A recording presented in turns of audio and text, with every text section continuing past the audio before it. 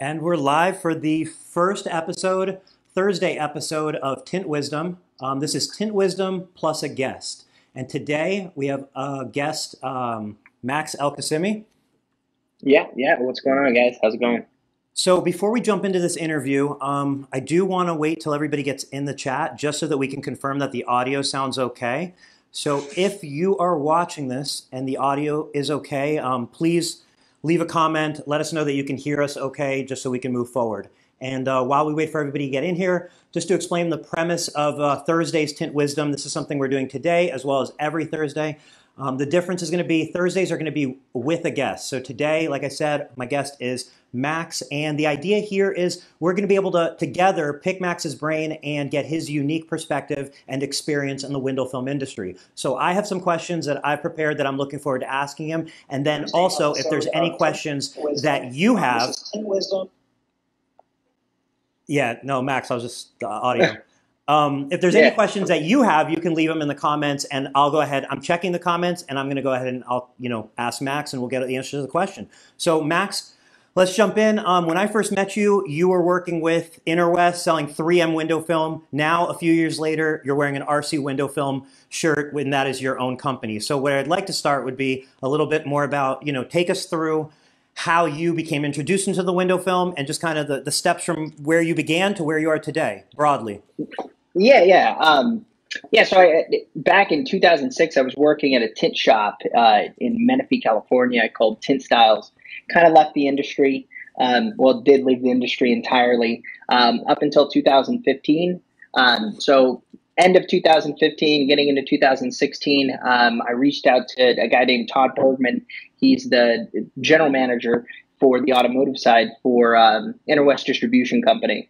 Anyway, reached out, ended up getting a job with them as a West Coast territory manager for 3M Manufacturing Company, essentially on the distribution side. So working with automotive dealers across California, Oregon, Washington. Over a period of time, I'd say about 2 years, it was just one of those things. I just noticed the opportunity so much within the window film industry with various, background as far as working as a brand marketing manager, so on and so forth. I decided to take the plunge and start my own company, and here I am today. That's a quick synopsis, cool. But yeah. So it's been about, 4 or 5 years total, 6 years in the window film industry, would you say total? Give or take? Give or take, yeah. Yeah, cool. That's going on 2 years here, so yeah, 5, 6, like 7 years. Okay, so about 7 years. One of the main question I guess would be, you've had your own company for a couple of years now, and you have, it was recent enough that you can remember those early days and so on, the first year versus the second year and so on. And I'd love if you could just kind of take us through the beginning of how, when you started the company and kind of just like what you encountered and the obvious stuff that you've been able to fix and move forward with.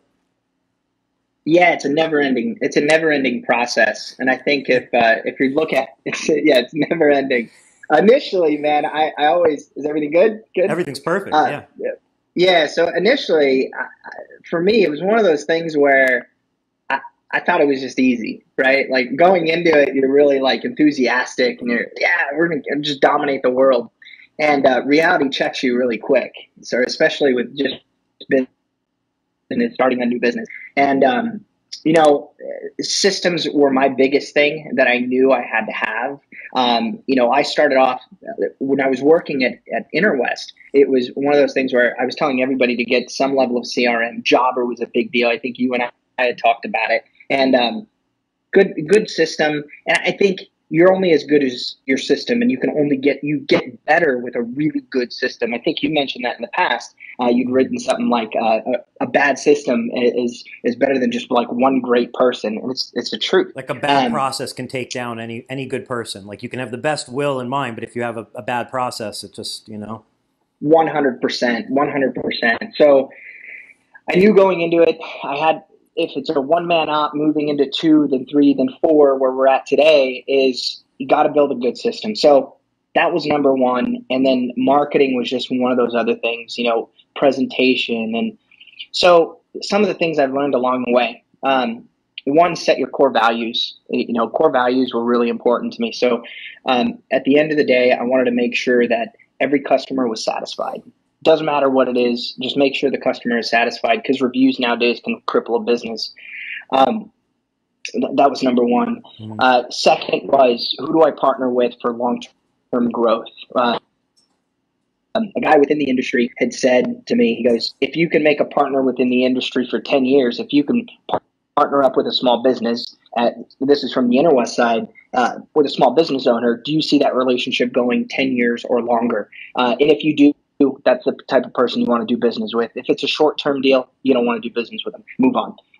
So I knew if I was going to partner with a manufacturer,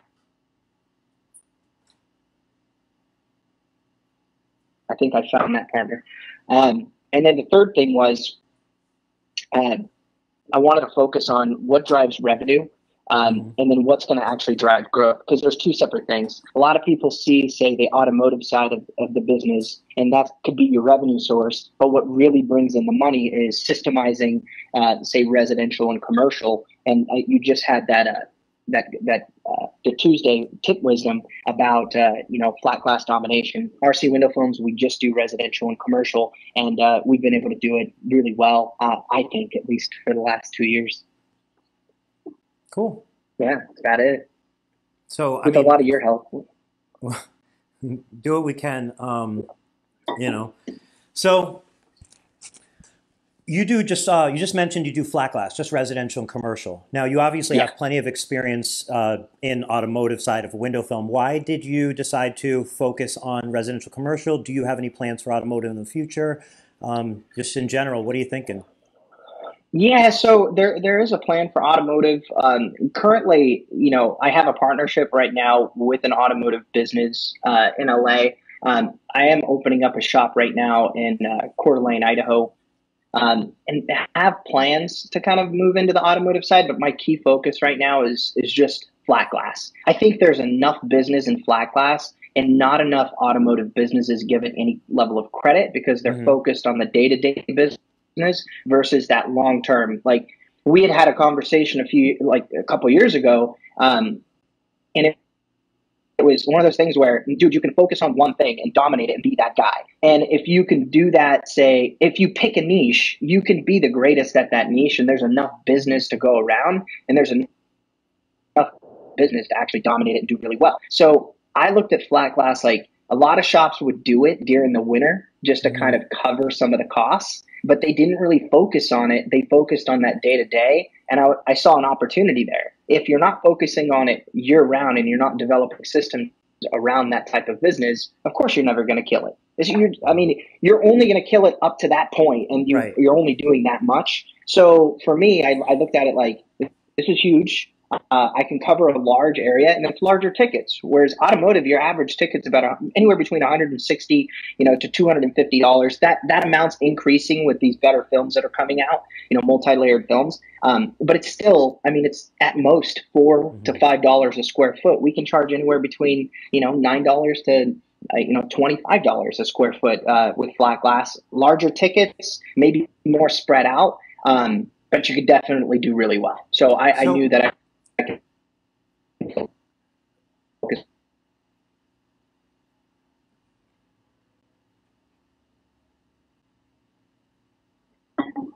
I see you moving. Yep, we got a little freezing there. So one of the questions, or one of the topics that we discussed on a recent Tint Wizdom that I'd love to get your opinion on, was advice for automotive tinters looking to get into flat glass. So you just mentioned kind of just not like almost like you just expand on what you just said. Basically, you said you have to focus on it. The growth is going to come where you focus, and it's not just a wintertime project. So what would be a couple easy to implement things that you would suggest an automotive tint company could do to start getting more wind behind the sails of their flat glass division?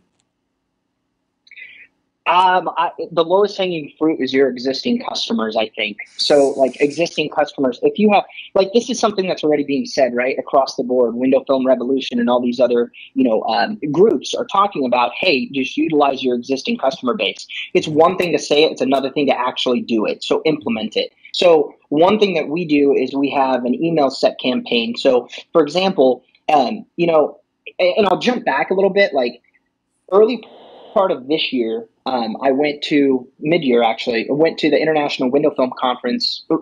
Really, based on your recommendation, you're like, dude, you got to make it. Come out here. You're gonna love it, right? So I went out there, and one of the things that we had discussed was, hey, I'm like, man, I'm just gonna set a minimum because I'm tired of going out on consults that don't really turn into anything. Now, two things are happening there. One, I'm capturing all the information.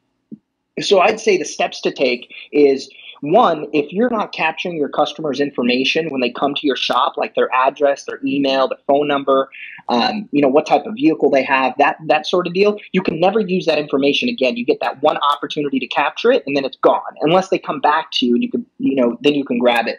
But so we use all that information. We set it into an email campaign, and we contact our customers and just say, hey, do you have friends or family? Are you interested? And we just update them based on the type of materials that we're getting in, some of the new technologies that are released, just essentially just a sound bite every, you don't have to bombard them. I'd say like once a month, once every 2 months, once every 6 months.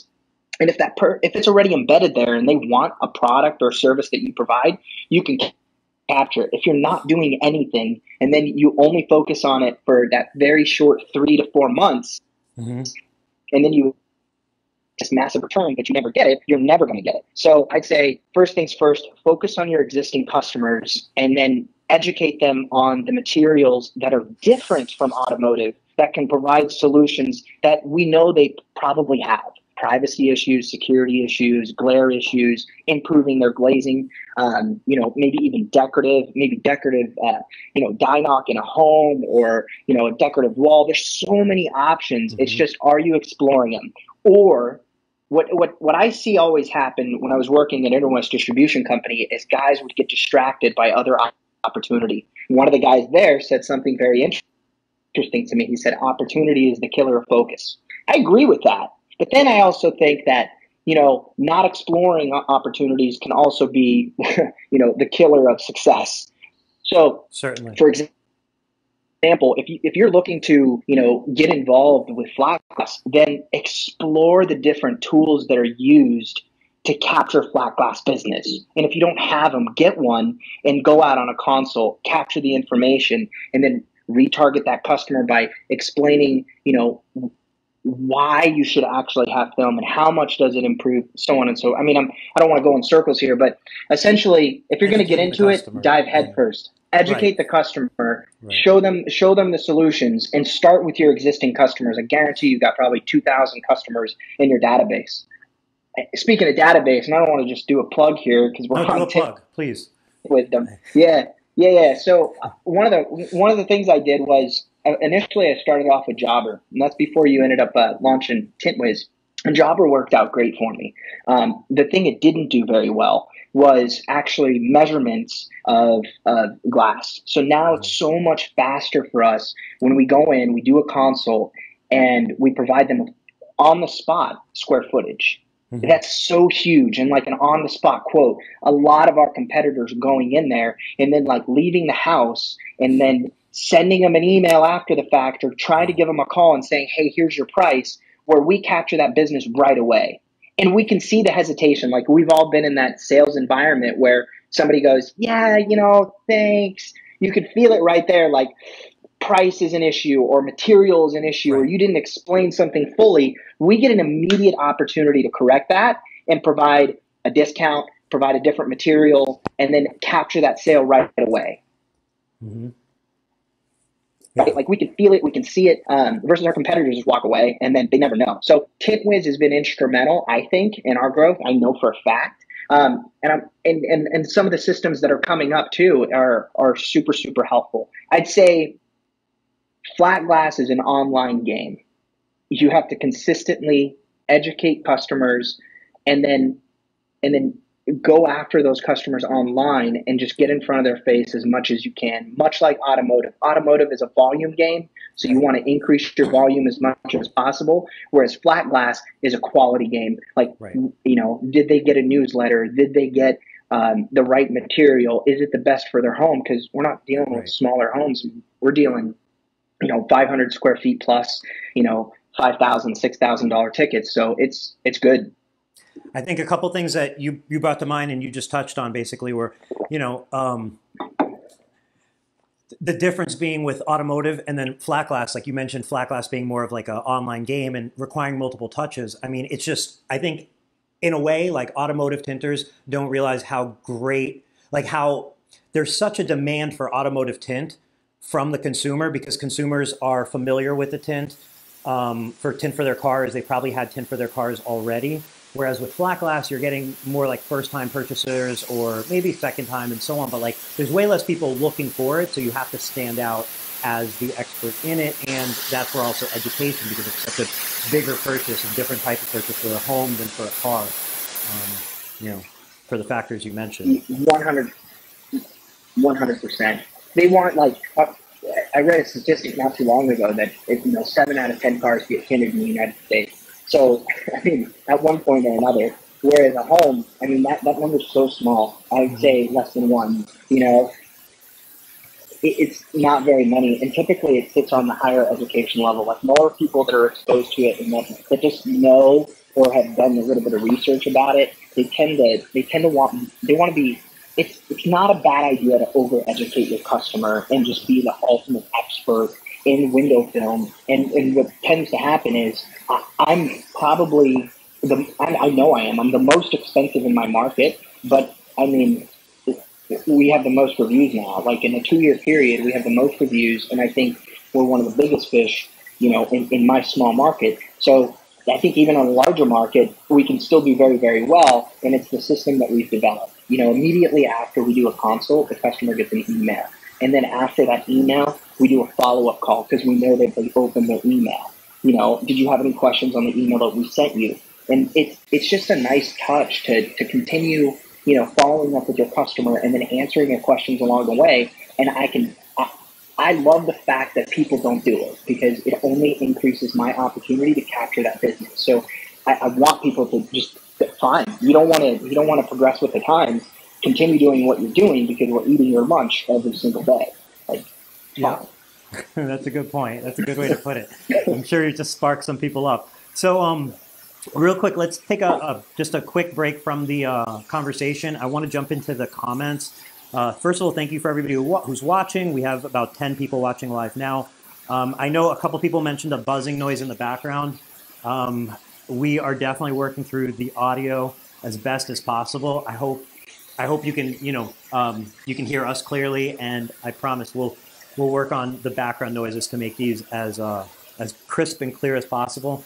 So live streaming interview from 2 remote locations is not the easiest thing. That's, I think, why typically people don't do it. They pre-record things like this. However, we live on the edge. We want to push that forward. So here we are live streaming. So please just bear with us on the buzz. And I feel like hopefully the content outweighs the white noise you might be hearing. But please, let us know in the comments what you're hearing and when you're hearing it so that we can better diagnose it for the next one. And then also, I mean, Max is here to answer questions, not just for myself, but for you guys watching. So please feel free to jump in the comments and ask any questions. I am keeping an eye on the comments. I know Max is as well. And we'll get those answered. So Max, my question to you is, you're in a unique position because while you came from working for a distributor, so in the film industry, getting more of like a experience with manufacturer level, dealer onboarding level, and that whole thing.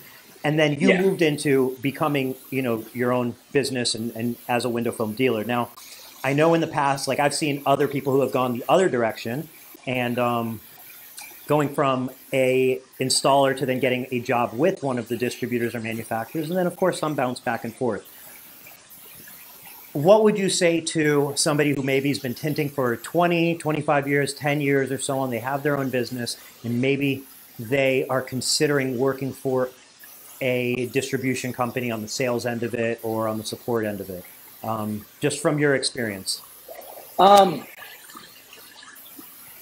I'd say that choose wisely. Let me put that out there. Choose wisely who you decide to go work for.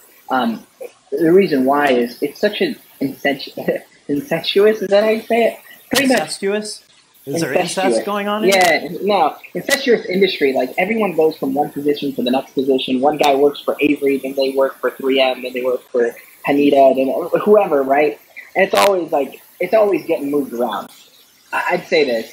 I feel the reason why I moved back is I felt like I can control my own destiny, and I can work towards something that's inevitably mine, right? Like I can turn around, I can sell, I can do whatever I want with it. And that's the reason why I moved this direction, back this direction.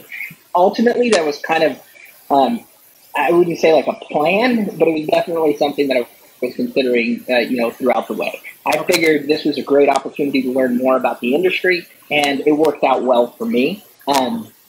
So for someone interested in going to work for a manufacturer, it's a great position. It's can be a lot of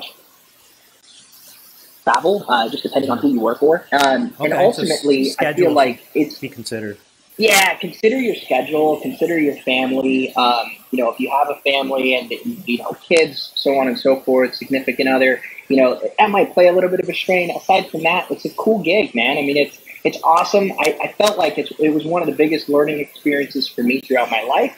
I was able to learn a lot from all of the people that I met and all the independent business owners, giving you their small bit of information and their small bit of insight. And what I mean by small bit, I mean it's huge, but you can always take away one little thing that's going to benefit you. From their perspective, that can be huge for your future. So that was huge for me, and I couldn't thank the people that I was able to meet more. Like just an awesome overall experience.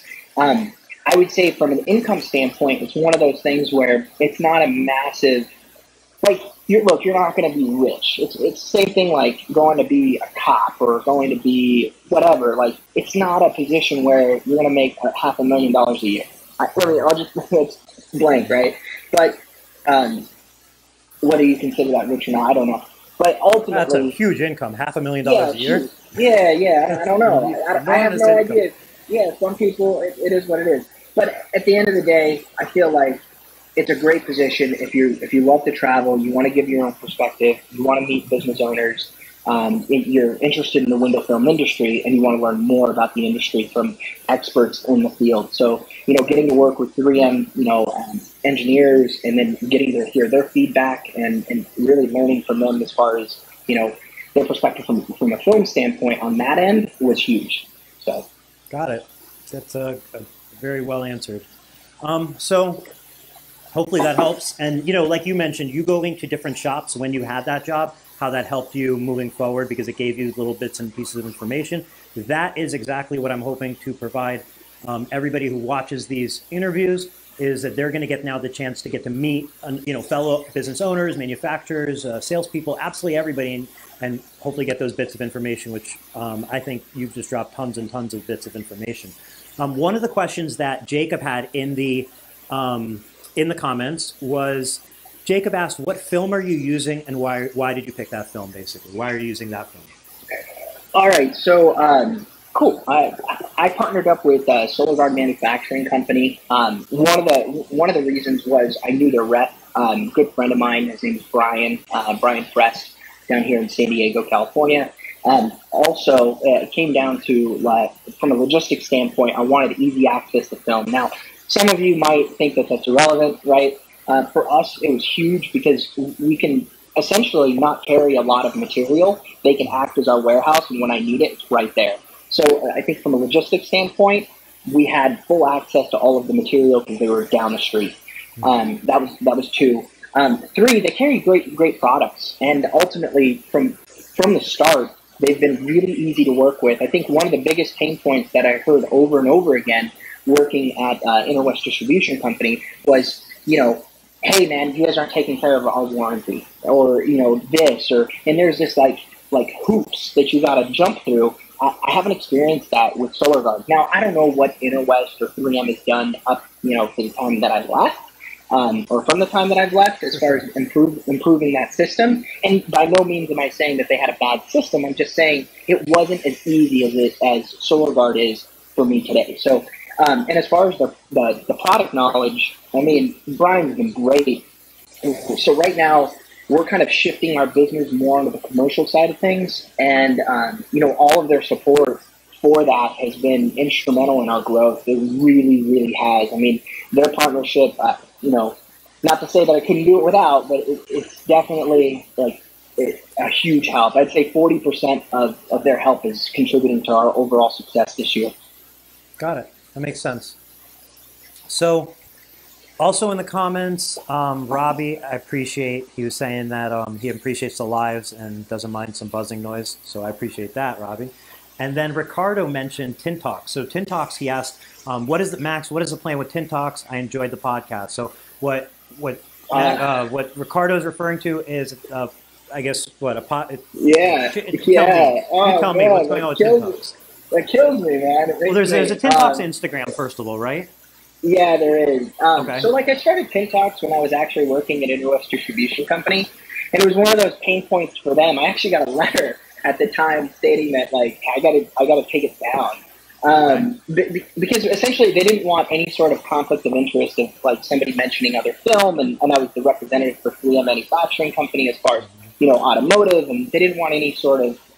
They have a relationship with 3M, and they got to make sure that stays, unified. And for me, I was kind of going against the grain, and that was one of those things that I just didn't pursue. Now, after I left, it was one of those things where it's like feast or famine in a business, right? So either you focus on one thing or you focus on another, and I'm like massive ADD, dude. So for me to focus on two things and do it well has been a struggle, to be honest. And I haven't put in as much time as it deserves, and I definitely the plan is definitely to continue it. We kind of put it on the back burner the last 2 years. So Ricardo, that makes me feel really good that you listened to it. You're probably one of my one listeners. So I appreciate that. That's not true. There's no chance. There's no chance that Ricardo is the only listener, and you just happen to be there. So I think you don't realize how many people actually enjoy something, and maybe that even if you knew Ricardo was listening, that might have been a little. If there was 100 Ricardos or 1,000 Ricardos, that might have been a little boost. So you kind of have to assume that people are listening. 100%. So I really appreciate that comment, and that only encourages me to do it more. So I'll get on there, definitely. I did launch a podcast for my own business, the RC Window Films podcast. Really, that was just intended to educate, consumers, engineers, architects, just on window film, and then just basic questions that everybody has, right? So, if you jump on Alexa, for example, and you're like, hey, what's the best film to provide privacy for my home? I feel like at some point in time, if you could find an audio bit that's going to do that, I feel like podcast is going to be that lowest hanging fruit, or even, YouTube, for example. So I just thought that would be a good idea, just put it into an audio format. So that's something I plan on doing once a week. So you can always jump on there. But Tint Talks is definitely next. So for those wanting to see your podcast, it's going to be what? iTunes, Spotify, everywhere podcasts are, you are. Everywhere that podcasts are. Right now, I believe it's on, it's currently getting approved for iTunes. It's on Spotify, Acast, and several others. But the RSS feed you can also find at rcwindowfilms.com. If you just scroll to the bottom, you'll see it there. Cool. So jumping back into the comments, Scott, thank you for joining. Robbie also said that he learned on SolarGuard. He loves the smoke and HP lines, very user-friendly. So certainly the quality of the film, they have a good reputation with quality. And like you said, for you, in flat glass, being that inventory is such a big thing, having them close by was one of the big reasons you went with them as well, yeah? 100%, yeah. Cool. And we got Aaron from Texas. What's up, Aaron? So Aaron was saying that that's next level thinking, and you don't have to watch the comments. I can let you know what people are saying. Oh no, I'm trying to get this brighter because it's getting darker and darker in here. It is. It happens to me on the Tint Wisdoms. It gets super dark by the time they're done. So Aaron said that that's not next level thinking. Okay, go ahead. Go ahead. I'm just going to turn on the light. Is that okay? Yeah, for sure. Is it bright enough? I think it's bright enough. But you can do whatever you want. All right, cool. I'm good then. You have a very nice light in front of your face from your computer. All right. So Aaron was saying that's next level thinking. That's definitely next level thinking, and that is you investing in the future. What I'm talking about is that podcast, because what you're saying is, hey, I'm going to start a podcast, not just because people are going to listen to it, but hey, beyond that, maybe in the future, that podcast, those audio bits are going to be things that help you get found from future search. You're getting ahead of where things are now. You're not chasing where we are now. You're embracing technology, leaning into the wind, and going forward. And I love that. Absolutely. There's something I took something right out of your playbook. That's kind of something that you had mentioned on that on Tuesday's talk. So yeah, there's a lot of times I said I was going to do this or I was going to do that, or I was going to, and a lot of times we get stuck in our day to day, right? Yeah. And I definitely get stuck in my day to day as far as a business owner, because there's just so much to do, right?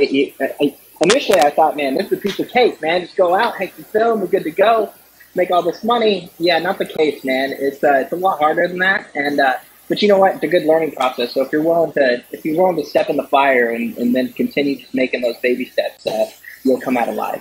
Okay.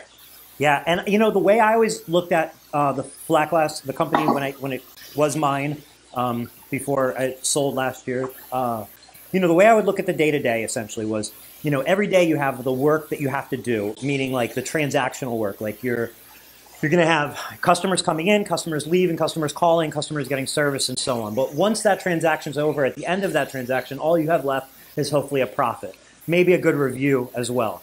But I feel like it's very important to look at your day, look at your week, and say, I can't spend 110% of my energy on just transactions, because when you hit that 100, then you hit that 110. Now, well, how much time are you going to have left to do the things like Max just mentioned, which are the investments in the future? So certainly you can't spend your whole day investing in your future because you have bills that are today and current.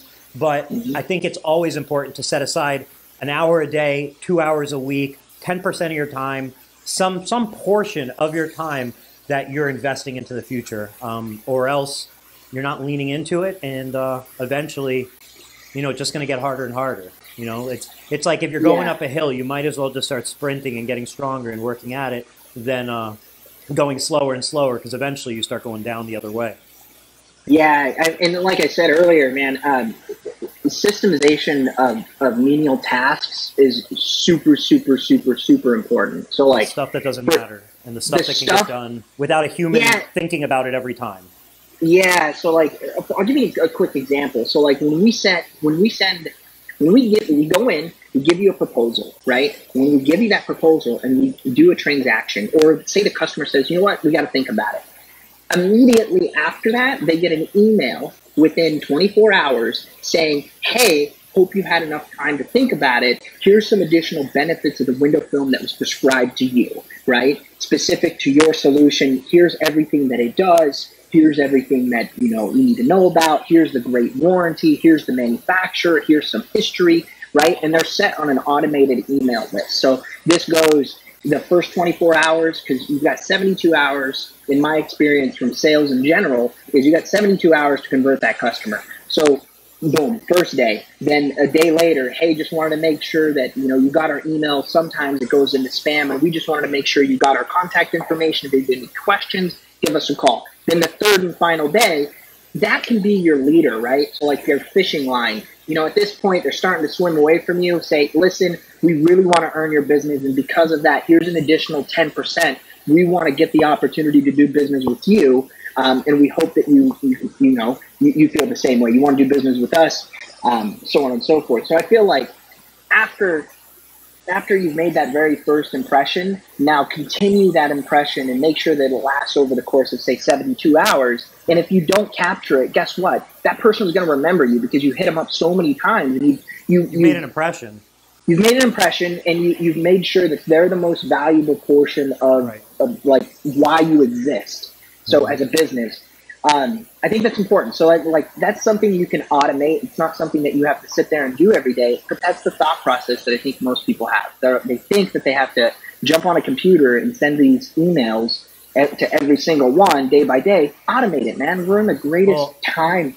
You're right. Automate it. And then the other thing that comes to mind is like how many tint companies just need to do it at all. So even if they didn't automate it, even if they were going to do it manually in the middle point, but like, how about just doing it? Because something you just brought up, you're describing what has come up oftentimes on these Tint Wisdoms, which is treating every customer, every follower, everybody like they're your only one. So like you're not just sending a proposal and then focused on the next one. You're going back and saying, hey, I sent you a proposal. Now I'm going to follow up. Now I'm going to check if you have any questions. Now I'm going to make sure price isn't an issue. Now I'm going to see where you're at with it. And you're showing them like, hey, this is the most important thing to you. And obviously you have other customers and so on, but that's not the impression you're getting. I think that, or they're getting the impression like they're the only customer and they actually matter to you. And, you know, I think it also kind of your time, but instead of that time being time that you feel is a failure, that time is being reinvested into your company, and now you're seeing money coming from that. And, you know, I just think it's just the perfect advice to give people is, like you're saying, is follow up and focus on your customer. Don't just worry about the next one.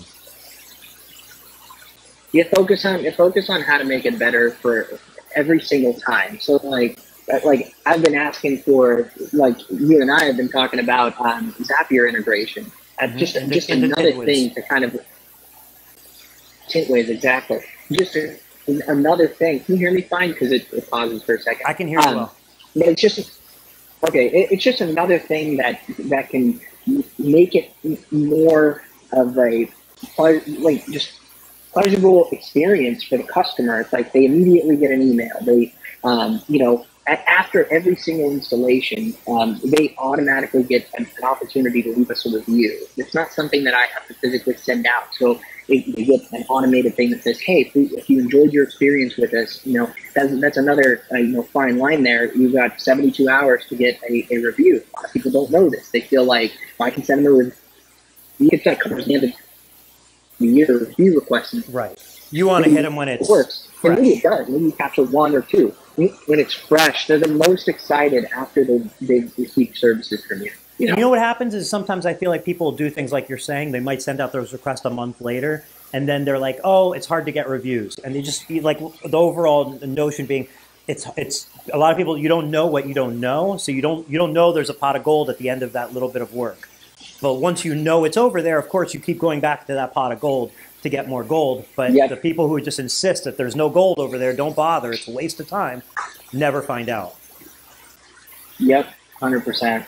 100%. So I just want to touch on something real quick. You mentioned Zapier. Just for everybody who's not familiar with Zapier, Zapier is it's a software that will be integrated into Tint Wiz before the end of this year. And what it is it's a bridge software. So what it allows for is once Tint Wiz is integrated with Zapier, which, like I said, will happen by the end of this year, then what that does is Zapier integrates with thousands of third-party apps, just about every single one you can possibly imagine, Facebook, Twitter, MailChimp, absolutely everything.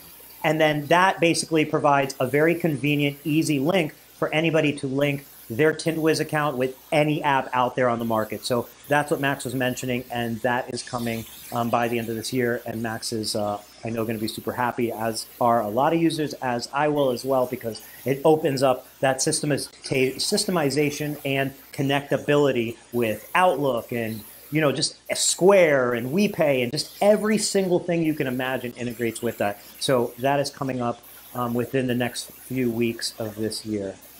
So jumping back into the comments,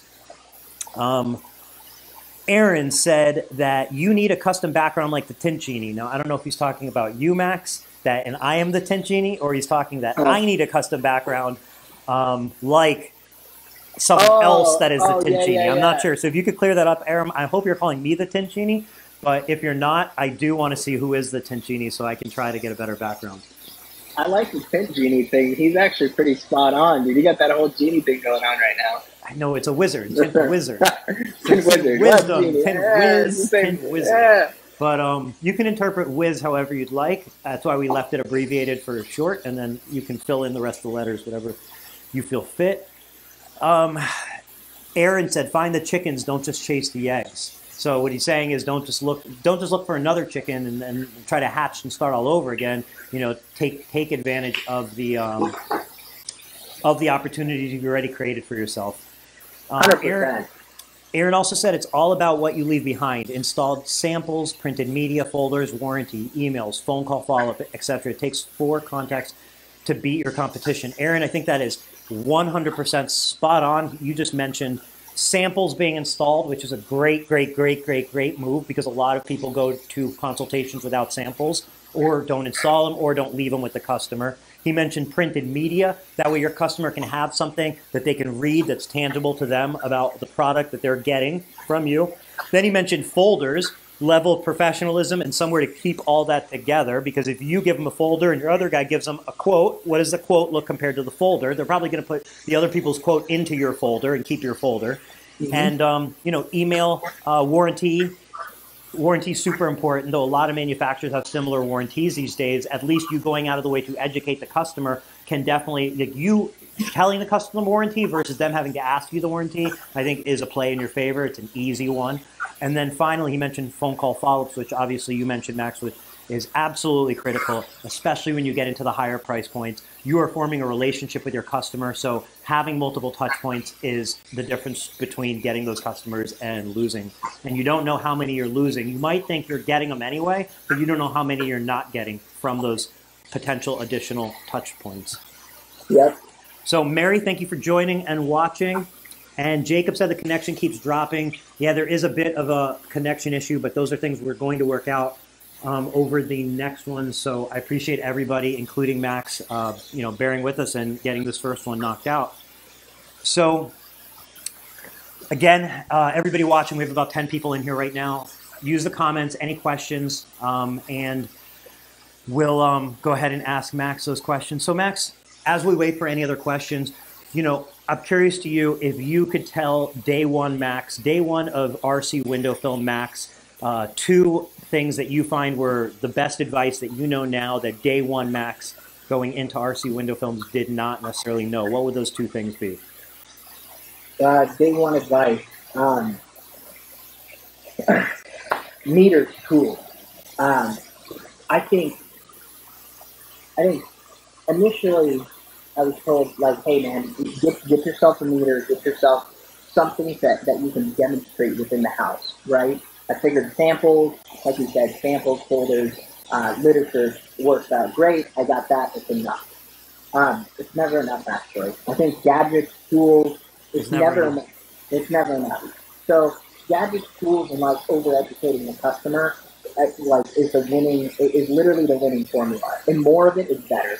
I get it. Some people just go, you just need the bare minimums and you're good and you can make that work. It's totally realistic, but I feel like taking it a step ahead only lends itself to actually capturing a good deal or increasing your probability of landing that customer. So one thing that we do is I invested in, say, an Elite Pro. That's one of them, right?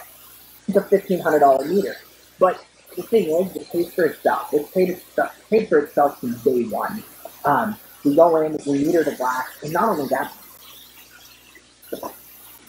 that's just on the warranty side of things. So when we go in and we say, hey, you've got a double top coat Surface 2, I can look into the chart, or I can go to the StoreGuard app and I can say, boom, film the glass, here's exactly, it's safe, you're good to go, it's not going to cause any damage. And if it does, now I'm also backed up because I metered the glass, and the manufacturer is going to pick up that cost if there is damage. Now, you don't necessarily hope for damage, but you want to make sure that you mitigate and protect your company and your customer. Ultimately, to make sure that they receive the warranty. So that's one, I'd say do this. Two, it's all about branding. So like when I initially launched, RC window film, had this like cheesy logo, man. I went online, I paid it out, and it was like, I was good to go. So, try to get a little closer to the mic. Audio is just a little low. Okay. So better. One of the things that I saw was, is that better? Perfect. Better? All right. One of the things that was cool was branding is number one. And it is. I knew that going into it. I just didn't realize how important. It's one of those things where it's kind of an afterthought. So, wrapping the vehicle was another thing. So I didn't have the vehicle wrapped. I just show up. I had a Prius, and I'd show up. I'd bring out my little tools, and I'd bring out everything, and I'd measure the windows. I'd give them this really comprehensive, consultation. But at the end of it, I leave them this like off-branded, silver Prius. Yeah, that works to have a vehicle, but it doesn't matter. But the impression that's set when you go into like a wrapped vehicle pays for itself.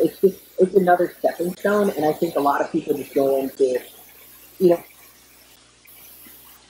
I wasn't I wasn't like super well funded. Like, I didn't have like 30, 50 G's to get started. I kind of just started a company with $6,000 and I just ran with it. So now it's a different story, but either way, I feel like totally investing into the business and doing everything for the business is what you have to do.